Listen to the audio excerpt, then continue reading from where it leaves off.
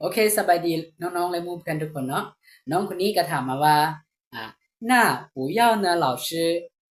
不必和不要有什么区别呢เราถามมาว่านั้นคำว่า不要เดียอาจารย์不必กับ不要ต่างกันเท่าไหร่โอเคมื้อนี้อาจารย์จะมาอธิบายง่ายๆให้เราฟังแล้วเข้าใจง่ายๆเกี่ยวกับสองคำนี้ว่าต่างกันเท่าไหร่ที่จริงนี่สองคำนี้มันจะมีกรณีที่ว่าใช้แทนกันได้แล้วก็ใช้แทนกันบ่ได้ฉะนั้นเฮามาเบิ่งนำกันเลยคำว่าปูเย่านี่มันจะแปลว่าบ่ต้องหรือว่าบ่เอาส่วนคำว่าปูปี้มันจะแปลว่าบ่ต้องหรือว่าบ่จำเป็นต้องฉะนั้นให้พี่น้องจื้อง่ายๆว่าปูเย่าคำนี้มันจะเป็นการห้ามว่าบ่ต้องเฮ็ดอันนั้นอันนี้ห้ามตายตัวเลยห้ามเด็ดขาดเลยแต่ว่าคำว่าปูปี้นี่มันจะเป็นการว่าบ่ต้องเฮ็ดก็ได้บ่ต้องเฮ็ดก็ได้มันจะอยู่ในสถานการณ์แบบนี้ฉะนั้นถ้าเฮาใช้ปูเย่ามื้อใดหมายความว่าประโยคนั้นเป็นการห้า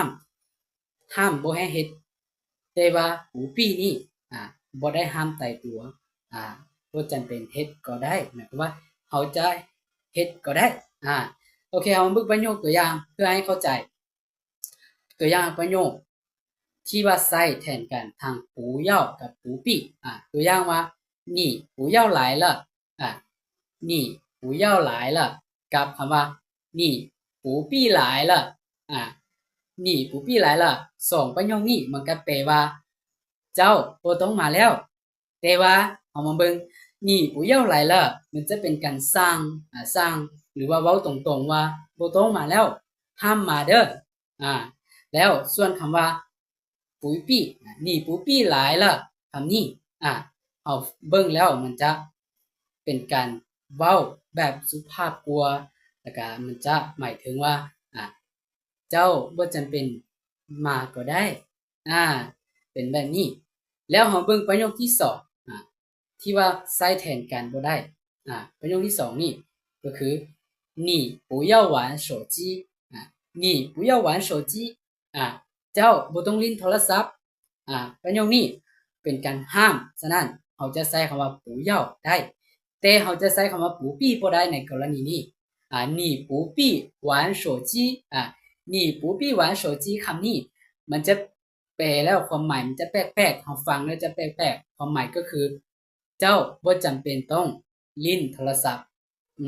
เจ้าบ่จำเป็นต้องลิ้นโทรศัพท์ถ้าว่าแปลว่าเจ้าบ่จำเป็นต้องลิ้นโทรศัพท์มันจะเป็นแนวใดถ้าพวกน้องฟังแล้วเจ้าบ่จำเป็นต้องลิ้นโทรศัพท์เฮามีโทรศัพท์เป็นหยังจึง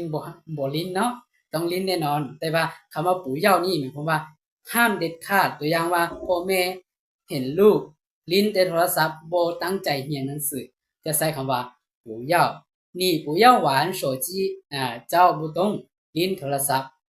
โอเคและนี้ก็แม่นความแตกต่างของคำว่าปู่เย้าและก็ปู่ปี้ให้จื้อง่ายๆก็คือถ้าใส่ปูเย่าเมื่อใดมันจะเป็นการว่าห้ามเฮ็ดสิ่งนั้นสิ่งนี้เด็ดขาดแต่ว่าถ้าเป็นการใส่ปูปี้หมายความว่าในประโยคที่เฮาเว้าไปนั้นมันจะมีความหมายว่าบ่จำเป็นต้องเฮ็ดก็ได้เป็นแบบนี้ให้จื้อง่ายๆแบบนี้เด้อโอเคแล้วมื้อนี้อาจารย์ก็จะมาอธิบายแบบสั้นๆให้เข้าใจสันนี้เนาะแล้วถ้าน้องๆอยากรู้เกี่ยวกับคำใดก็สามารถคอมเมนต์มาเดี๋ยวอาจารย์ก็จะมาเฮ็ดคลิปสอนให้ทุกคนได้เรียนรู้นำกัน好的大家再见